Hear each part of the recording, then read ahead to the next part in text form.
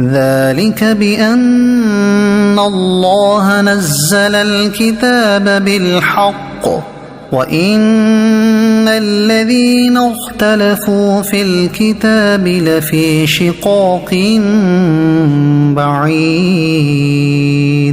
ترجمہ کی سزا اس لیے ہے کہ اللہ نے حق کے ساتھ کتاب نازل فرمائی اور بے شک کتاب میں اختلاف کرنے والے دور کی مخالفت و ضد میں ہیں۔ فی الکتاب، کتاب میں۔ تفسیر صراط الجنان میں ہے کتاب سے مراد قرآن شریف ہے یا توریت شریف۔ پہلی صورت میں اختلاف سے مراد ہوگا نہ ماننا، اور دوسری صورت میں اس سے مراد ہوگا صحیح طور پر نہ ماننا، کیونکہ یہودی قرآن کو تو بالکل نہ مانتے تھے اور توریت کو ماننے کے دعوے دار تھے، مگر صحیح طور پر نہ مانتے تھے، ورنہ حضور اکرم صلی اللہ تعالی علیہ وسلم پر ایمان لے آتے۔ ایک قول یہ ہے کہ یہ آیت مشرکین کے حق میں نازل ہوئی۔ اس صورت میں کتاب سے قرآن ہی مراد ہوگا، اور ان کا اختلاف یہ تھا کہ ان میں سے بعض قرآن کو شعر کہتے تھے، بعض جادو اور بعض کہانت کہا کرتے تھے۔ ليس البر أن تولوا وجوهكم قبل المشرق والمغرب ولكن البر من آمن بالله واليوم الآخر والملائكة والكتاب والنبيين وآتى المال على حبه ذوي القربى واليتامى والمساكين وابن السبيل والسائلين وفي الرقاب وأقام الصلاة وآتى الزكاة والموفون بعهدهم إذا عاهدوا والصابرين في البأساء والضراء وحين البأس أولئك الذين صدقوا وأولئك هم المتقون۔ ترجمہ، اصل نیکی یہ نہیں کہ تم اپنے منہ مشرق یا مغرب کی طرف کر لو، بلکہ اصلی نیکی وہ ہے جو اللہ اور قیامت اور فرشتوں اور کتاب اور پیغمبروں پر ایمان لائے اور اللہ کی محبت میں عزیز مال رشتہ داروں اور یتیموں اور مسکینوں اور مسافروں اور سائلوں کو اور غلام لونڈیوں کی گردنیں آزاد کرانے میں خرچ کرے اور نماز قائم رکھے اور زکوٰۃ دے، اور وہ لوگ جو عہد کر کے اپنا عہد پورا کرنے والے ہیں اور مصیبت اور سختی میں اور جہاد کے وقت صبر کرنے والے ہیں، یہی لوگ سچے ہیں اور یہی پرہیزگار ہیں۔ ليس البر أن تولوا وجوهكم قبل المشرق والمغرب۔ اصل نیکی یہ نہیں کہ تم اپنے منہ مشرق یا مغرب کی طرف کر لو۔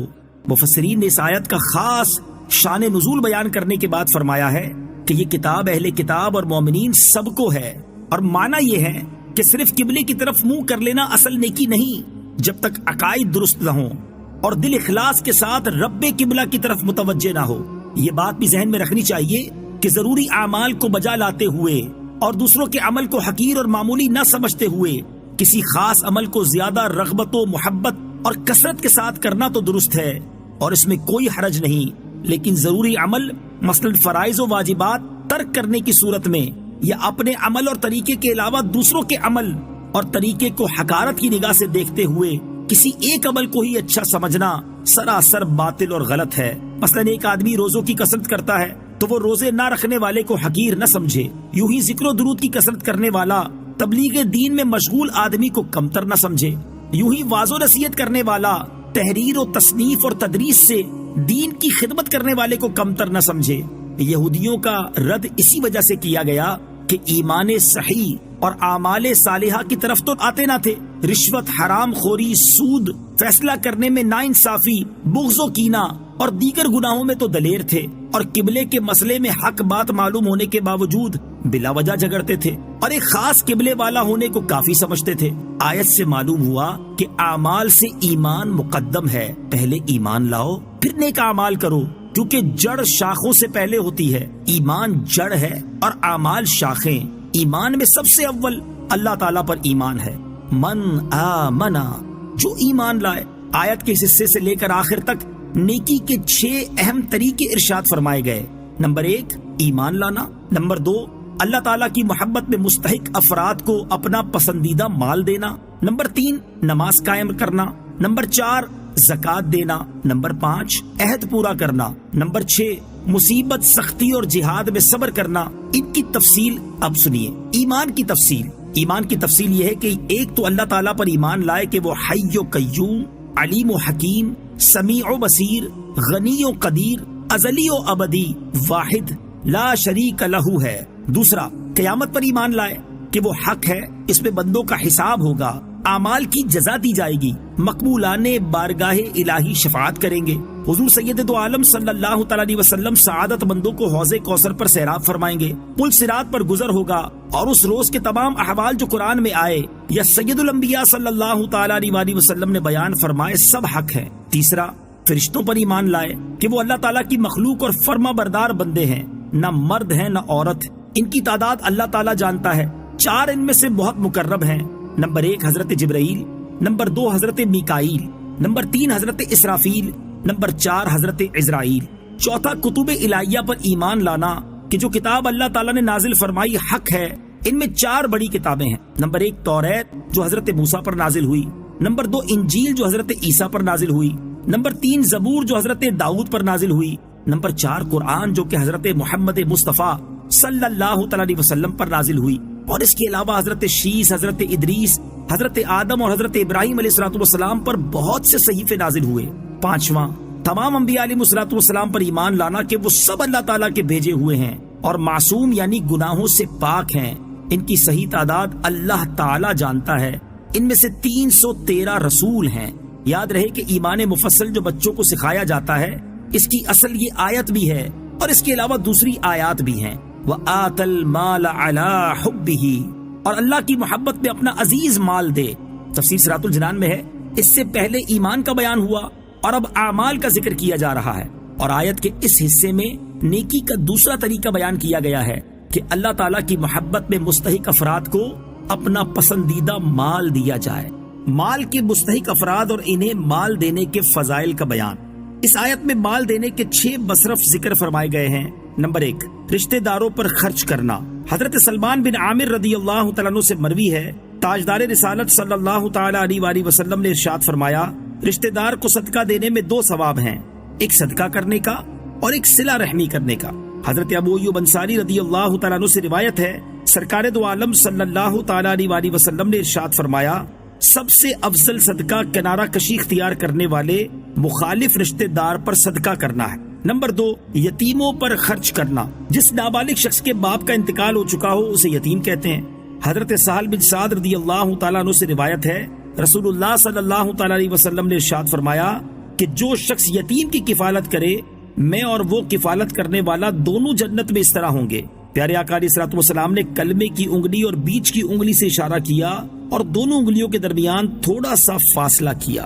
نمبر 3 مسکینوں پر خرچ کرنا۔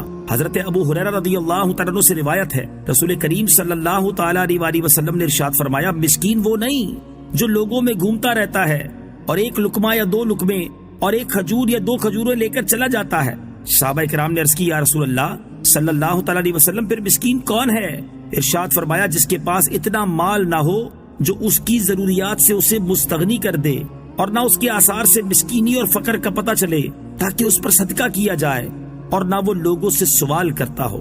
حضرت ابو ہریرہ رضی اللہ تعالیٰ عنہ سے روایت ہے، رسول اللہ صلی اللہ تعالیٰ علیہ وسلم نے ارشاد فرمایا، ایک لقمہ روٹی اور ایک مٹھی خرما اور اس کی مثل کوئی اور چیز جس سے مسکین کو نفع پہنچے، ان کی وجہ سے اللہ تعالیٰ 3 شخصوں کو جنت میں داخل فرماتا ہے۔ ایک صاحب خانہ جس نے حکم دیا، دوسری زوجہ کے اسے تیار کرتی ہے، تیسرے خادم جو مسکین کو دے کر آتا ہے۔ پھر حضور پرنور صلی اللہ تعالیٰ علیہ وسلم نے فرمایا، حمد ہے اللہ عز و جل کے لیے جس نے ہمارے خادموں کو بھی نہ چھوڑا، یعنی رحمت سے محروم نہ چھوڑا۔ نمبر 4 مسافروں پر خرچ کرنا۔ حضرت ابو ہریرہ رضی اللہ تعالیٰ عنہ سے روایت ہے، حضور انور صلی اللہ تعالیٰ علیہ وسلم نے ارشاد فرمایا، مومن کو اس کے عمل اور نیکیوں سے مرنے کے بعد بھی یہ چیزیں پہنچتی رہتی ہیں، علم جس کی اس نے تعلیم دی اور اشاعت کی، نیک اولاد جسے چھوڑ کر مرا ہے، یا مصحف جسے میراث میں چھوڑا، یا مسجد بنائی، یا مسافر کے لیے مکان بنا دیا، نہر جاری کر دی، یا اپنی صحت اور زندگی میں اپنے مال سے صدقہ نکال دیا، جو اس کے مرنے کے بعد اس کو ملے گا۔ نمبر 5، سائلوں کو دینا۔ یاد رہے کہ صرف اس سائل کو اپنا مال دے سکتے ہیں جسے سوال کرنا شرعی طور پر جائز ہو، جیسے مسکین، جہاد اور علم دین حاصل کرنے میں مشغول افراد وغیرہ۔ اور جسے سوال کرنا جائز نہیں، اس کے سوال پر اسے دینا بھی ناجائز ہے اور دینے والا گناہگار ہوگا۔ البتہ بعض لوگوں کو سوال کرنا جائز نہیں ہوتا لیکن ضرورت مند ہوتے ہیں، انہیں بغیر مانگے دینا جائز ہے، جیسے فقیر۔ صدر الشریعہ مفتی امجد علی اعظمی رحمۃ اللہ تعالی فرماتے ہیں، آج کل ایک عام بلا یہ پھیلی ہوئی ہے کہ اچھے خاصے تندرست چاہیں تو کما کر اوروں کو کھلائیں، مگر انہوں نے اپنے وجود کو بیکار قرار دے رکھا ہے۔ کون محنت کرے، مصیبت جھیلے، بے مشقت جو مل جائے تو تکلیف کیوں برداشت کریں؟ ناجائز طور پر سوال کرتے اور بھیک مانگ کر پیٹ بھرتے ہیں، اور بہت سے ایسے ہیں کہ مزدوری تو مزدوری، چھوٹی موٹی تجارت کو ننگو آر خیال کرتے اور بھیک مانگنا کے حقیقتاً ایسوں کے لیے بے عزتی اور بے غیرتی ہے، مایا عزت جانتے ہیں۔ اور بہت ساروں نے تو بھیک مانگنا اپنا پیشہ ہی بنا رکھا ہے، گھر میں ہزاروں روپے ہیں، سود کا لین دین کرتے، زراعت وغیرہ کرتے ہیں، مگر بھیک مانگنا نہیں چھوڑتے۔ ان سے کہا جاتا ہے تو جواب دیتے ہیں کہ یہ ہمارا پیشہ ہے۔ واہ صاحب واہ، کیا ہم اپنا پیشہ چھوڑ دیں؟ حالانکہ ایسوں کو سوال حرام ہے، اور جسے ان کی حالت معلوم ہو اسے جائز نہیں کہ ان کو دے۔ نمبر 6، گردنیں چھڑانے میں خرچ کرنا۔ گردنیں چھڑانے سے غلام اور لونڈیوں کو آزاد کرنا مراد ہے۔ حضرت ابو ہریرہ رضی اللہ تعالیٰ عنہ بیان کرتے ہیں کہ حضور اقدس صلی اللہ تعالی علیہ وآلہ وسلم نے ارشاد فرمایا، جو مسلمان مرد کسی مسلمان مرد کو آزاد کرے گا، اللہ تعالیٰ غلام کے ہر عضو کے بدلے میں آزاد کرنے والے کے ہر عضو کو جہنم سے نجات دے گا۔